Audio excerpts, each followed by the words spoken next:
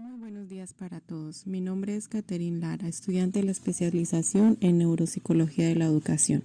El día de hoy vamos a tratar temas sobre todo lo pertinente al lenguaje. El lenguaje es una función cognitiva fundamental para la interacción con el medio. Fríamente se podría considerar como una herramienta para influir en la conducta de aquellos que nos rodean, pero realmente el lenguaje es la vía por la cual comunicamos nuestros pensamientos, emociones e ideas y comprendemos las de otros. El lenguaje en cierto modo nos define y también nos limita.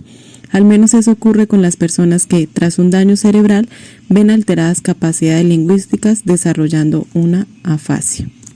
El lenguaje es un sistema de comunicación simbólico que se manifiesta a través de las lenguas, que son sistemas estructurados de signos que expresan ideas en los que la palabra es la representación.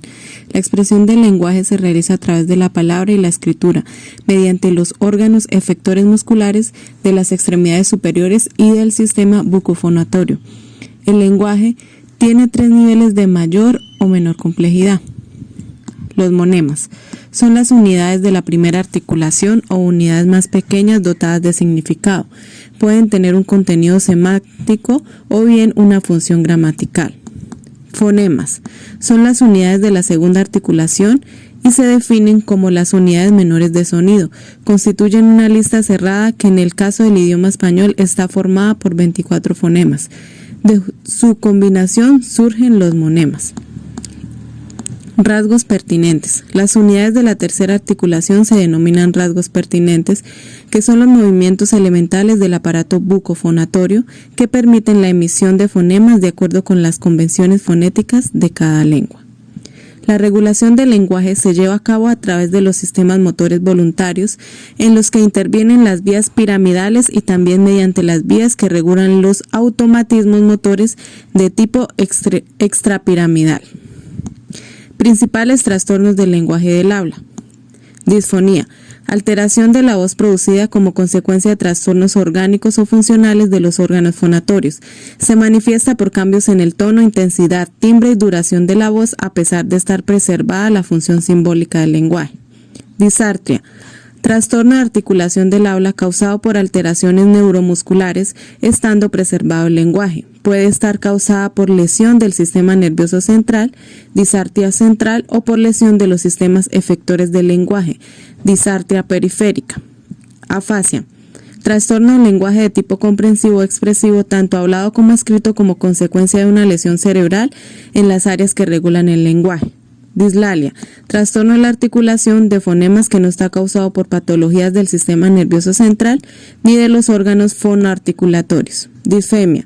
Trastorno de locución que se caracteriza por el bloqueo espasmódico que interrumpe o impide la emisión de la palabra, produciendo repetición involuntaria de sílabas o palabras o detenciones espasmódicas que interrumpen la fluidez verbal. Disglosia.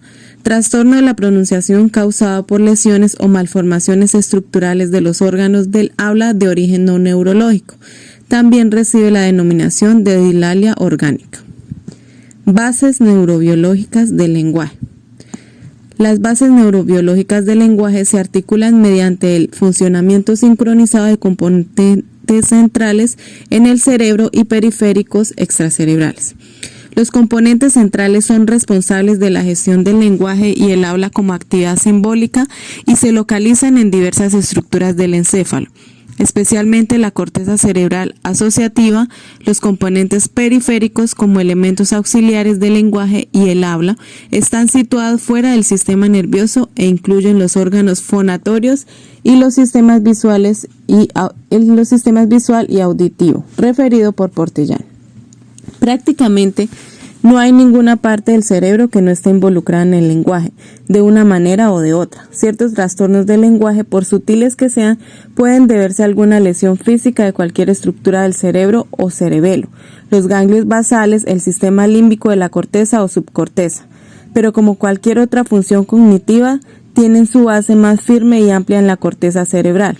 Ciertas áreas son cruciales para la semántica y la producción del habla, al tiempo que participan en otras funciones cognitivas, especialmente el pensamiento lógico. Por tanto, múltiples regiones, entre las que también figuran el área de Broca y el área de Wernicke, organizadas como un sistema, controlan los componentes de las funciones del lenguaje. Pero no se puede separar el lenguaje de las otras funciones cognitivas porque el lenguaje, en sus diversas formas, depende de todos los demás procesos cognitivos que son necesarios para guiar el habla, guardarla en la memoria, adquirir conocimiento semántico, recuperar este conocimiento, realizar cualquier tarea que requiera inteligencia verbal y tomar decisiones sobre opciones del lenguaje.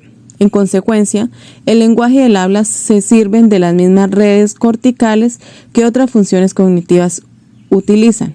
Y como veremos, asumirá un papel fundamental la corteza prefrontal como sede de la capacidad organizativa y planificadora del lenguaje y su gramática. Aunque la localización anatómica no equivale a la explicación del funcionamiento, nos resulta de gran utilidad describir de manera locacionista las principales estructuras cerebrales que subyacen al procesamiento del lenguaje. Presentamos una breve descripción del procesamiento del lenguaje desde dos vertientes distintas, aún admitiendo que solo serán aproximaciones simplistas dada la complejidad del lenguaje y la cantidad de funciones diferentes que interactúan en él.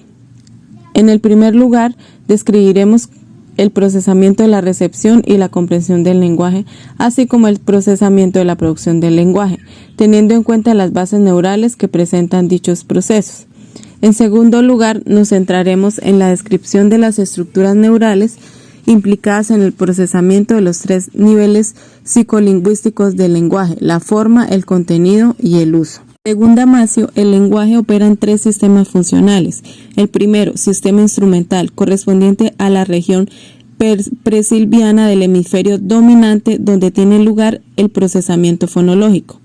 Segundo, sistema de mediación, que abarca áreas temporales frontales y parietales que rodean al interior y donde el léxico se organiza en forma modular, de acuerdo a categorías, acciones y palabras funcionales o conectores. Tercer, sistema semántico, que incluye extensas áreas corticales de ambos hemisferios, asiento de conceptos y significados. La evolución que sigue el niño en su desarrollo para llegar a la organización neurolingüística del cerebro adulto requiere la integridad y el adecuado funcionamiento de estas estructuras predominantemente ubicadas en el hemisferio dominante. Se pasa a revista a las diversas teorías sostenidas en la literatura médica especializada sobre las causas y mecanismos fisiopatogenéticos de las disfasias infantiles. Modelos teóricos del lenguaje. El modelo de Wernicke permite explicar el procesamiento del lenguaje, pero tiene un carácter excesivamente reduccionista, ya que excluye casi todas las estructuras extracorticales que intervienen en el lenguaje, con la excepción del fascículo arqueado. Por otra parte, es un modelo secuencial que admite una sola ruta lingüística sin valorar la posibilidad de que exista un procesamiento paralelo, tal y como han demostrado las técnicas de neuroimagen funcional.